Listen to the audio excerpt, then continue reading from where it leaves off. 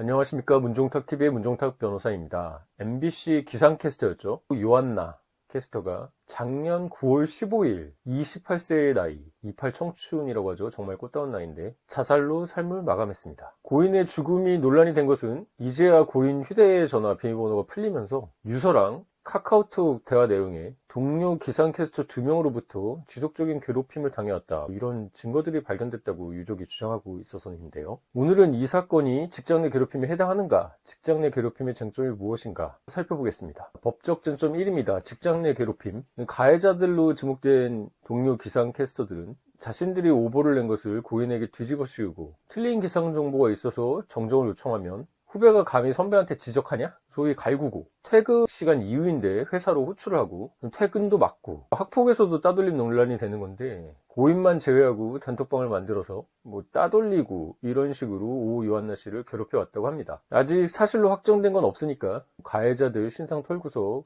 괴롭히는 것도 2차 가해, 또 잘못된 가해가 될 수 있으니까 주의하시기 바라고요. 사실 여부 확정을 떠나서 이런 행동들이 사실이라면 직장 내 괴롭힘에 해당할까에 대해서 법적 쟁점을 말씀드리겠습니다. 먼저 항상 조문을 보여드리죠. 보이십니까? 근로기준법 제76조의 2, 직장 내 괴롭힘 금지입니다. 사용자 또는 근로자는 직장에서의 지위 또는 관계 등의 우위를 이용해서 업무상 적정 범위를 넘어서 다른 근로자에게 신체적, 정신적 고통을 주거나 근무 환경을 악화시킨 행위, 이거를 직장 내 괴롭힘이라고 정의하는 거죠. 이걸 하면 안 된다. 이게 직장 내 괴롭힘 금지입니다. 조문에 성립 요건들이 다 들어있죠. 누구를 괴롭혀야 되나요? 그렇습니다. 근로자를 괴롭혀야 되는 겁니다. 지난번 제가 뉴진스 영상에서 파마니가 국감까지 나와서 직장 내 괴롭힘이니 얘기했는데 근로자가 아니라서 직장 내 괴롭힘이 안 될 거라고 말씀드렸죠. 결국 노동청도 근로자가 아니고 개인 사업자죠.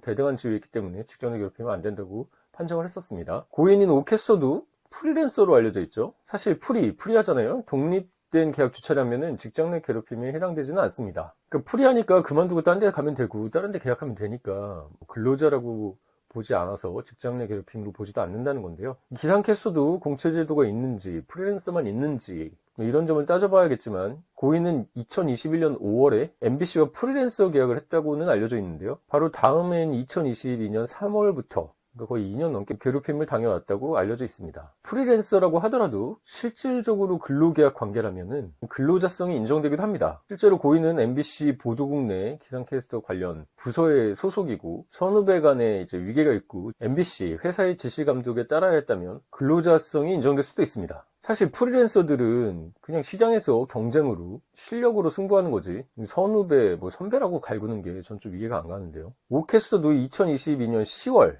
타 방송국이죠. TVN의 뉴퀴즈 온 더 블록, 뉴퀴즈 온 더 블록을 퀴즈로 바꾼 거죠. 유재석 국민 MC가 진행을 하고 조세호 씨 나오고 유명하죠. 여기 프로그램에 나가서 괴롭힘이 더 심해졌겠죠. 선배들이 엄청 질투하겠죠. 왜 제가 나가냐 이러면서. 사실 회사 내 공채고 근로자였다면 회사에서 타 방송국 출연 누가 할지를 교통정리를 해줬어야겠죠. 그 당시 뉴퀴즈에는 KBS, SBS, MBC 이렇게 지상파 3사 방송국의 대표 기상캐스터들이 나갔는데요. 프리랜서라면은 작가가 어련히 시청률 위해서 인기 있고 잘 나가는 캐스터를 섭외를 했겠죠. 그건 문제가 안 될 텐데 근로자성이 있고 선후배가 있는 조직에서 후배가 얘기도 안 하고 갑자기 그런 데 나가고 그거 나갔다고 방송에 듣고 이러면 선배들이 갈구고 그게 좀 심해져서 괴롭힘까지 이어지고 이런 사안으로도 보이는데요. 결론적으로 오캐스터가 실질도 프리랜서라 그냥 경쟁하고 타사 갈 수도 있고 자유로운 프리랜서라면 근로자성이 인정이 안 돼서 직장 내 괴롭힘, 파마니처럼 인정이 안 되겠지만 계약 형식이 프리랜서라도 실질은 근로자성으로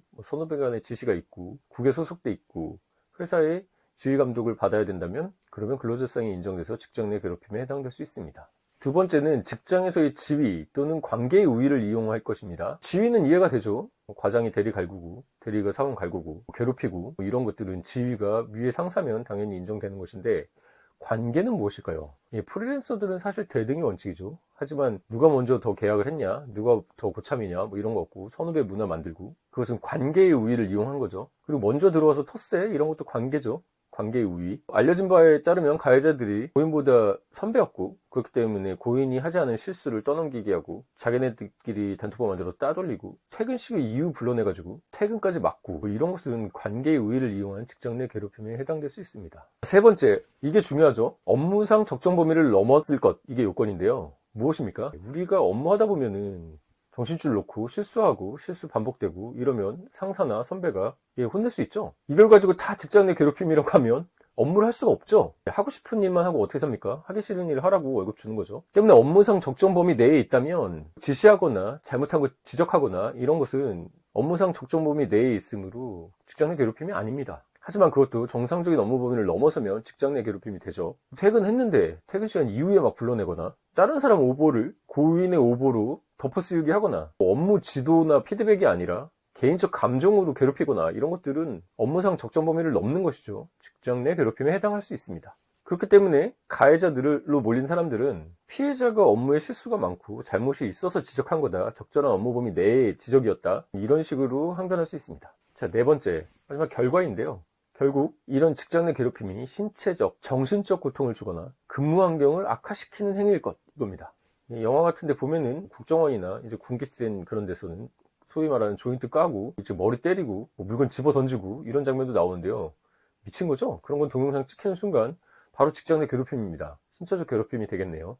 하지만 정신적 괴롭힘, 여자들끼리는 사실 정신적 괴롭힘이 많죠. 육체적으로 폭력을 행사하고 이런 경우는 거의 없으니까요. 고인이 유서에 죽는 순간 사람이 가장 솔직해진다고 하는데요. 유서에 직장 내 괴롭힘을 폭로하는 내용들이 있었다고 하니까 제가 내용은 다 보지 못했지만 고인의 정신적 고통을 입증하는 증거로 사용될 수 있습니다. 반대로 가해자로 지목된 사람들은 고인이 원래 우울증을 갖고 있었다, 일반인보다 훨씬 더 예민하고 까다로웠다, 이런 식으로 항변할 수는 있겠습니다. 자, 지금까지 근로기준법 제76조의 이 요건에 따라서 직장 내 괴롭힘이 해당되느냐 확인해 봤는데요. 빨리 요약해보죠. 첫 번째, 제일 중요한 거, 괴롭힘을 당한 대상이 근로자여야 합니다. 프리랜서, 원칙은 안 되지만 지시, 감독, 상하관계 이런 것들이 있었다면 근로조성이 인정될 수 있겠네요. 두 번째, 직장에서의 지위 또는 관계의 우위를 이용해야 합니다. 세 번째, 업무의 적정 범위를 넘어야 합니다. 마지막 네 번째, 그래서 그 결과 신체적, 정신적으로 고통을 주고 근무 환경을 악화시켜야겠죠.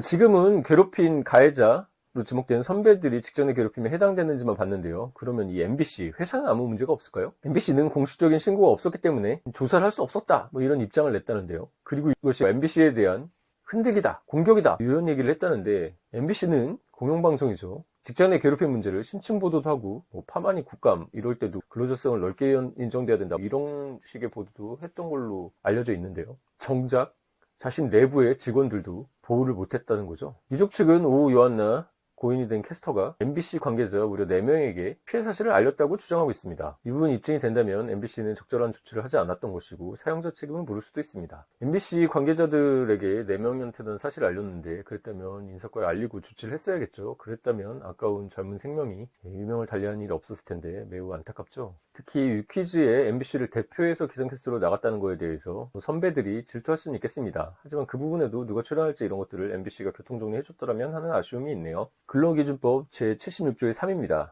보이십니까? 직장 내 괴롭힘이 발생할 수는 있죠. 발생했을 때 조치를 규정하고 있는데요. 1항은 누구든지 신고할 수 있다는 거고, 2항은 사용자는 신고를 접수하거나, 이 부분이 중요하죠. 직장 내 괴롭힘 발생 사실을 인지한 경우에는 지체 없이 당사자들을 대상으로 그 사실 확인을 위해 객관적으로 조사를 실시하여야 합니다. 사용자는 인지를 했으면 조사를 해야 하는 것이죠. 할 수도 있다가 아닙니다. 그리고 제 3항은 조사를 해서 이 피해자 보호가 필요하면 피해 근로자 보호를 위해서 근무장소 변경시키거나 유급휴가 명령 등 적절한 조치를 하여야 합니다.